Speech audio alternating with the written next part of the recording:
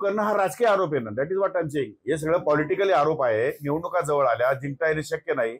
मग अशा परिस्थितीमध्ये काहीतरी आरोप करून या ठिकाणी बहिष्कार घालणं किंवा निवडणुका पुढे घालण्यासाठी आग्रह धरणं आणि आपलं वक्तव्य जाहीर करणं हे काय फार योग्य नाही. आणि या निवडणुका सन्माननीय मुख्य न्यायालय सुप्रीम कोर्ट यांच्या मार्फत जाहीर झालेल्या आहेत. तशा निवडणुका सरकारला मागे घेता येणार नाही. होणार नाही असं होत नाही. निवडणुकीच्या याद्यांमध्ये घोळ असेल त्यांचे कार्यकर्ते का झोपा काढता का?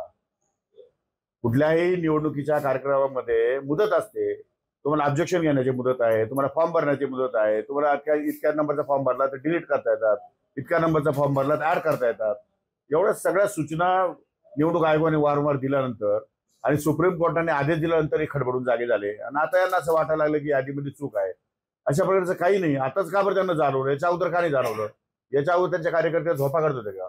आमचे कार्यकर्ते बूथवर जागे असल्यामुळे कुठे कुठे या ठिकाणी कमतरता आहे किंवा कुठे कुठे नावं या ठिकाणी आलेली नाहीयेत, त्यांचे नावं ऍड करणं आणि कुठे या ठिकाणी जास्त नावं झाली आहेत, दुबार नाव आली, त्यांची नावं डिलीट करणं हे कार्यकर्ते त्यांच्यापर्यंत करत असतात. कारण आमच्याकडे बूथवर कार्यकर्ता आहे, त्यांच्याकडे बूथवर कार्यकर्तेच नाही, तेव्हा ठीकच सांगतो. करणं हा राजकीय आरोप आहे ना. That is what I am saying. हे सगळं पॉलिटिकली आरोप आहे. निवडणुका जवळ आल्या, जिंकता येणे शक्य नाही.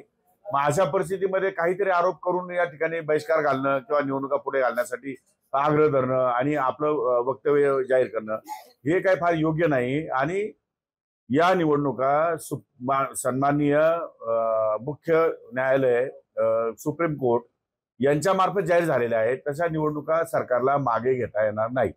होणार नाही असं होत नाही. निवडणुकीच्या याद्यांमध्ये घोळ असेल त्यांचे कार्यकर्ते का झोपा काढता का? कुठल्याही निवडणुकीच्या कार्यक्रमामध्ये मुदत असते.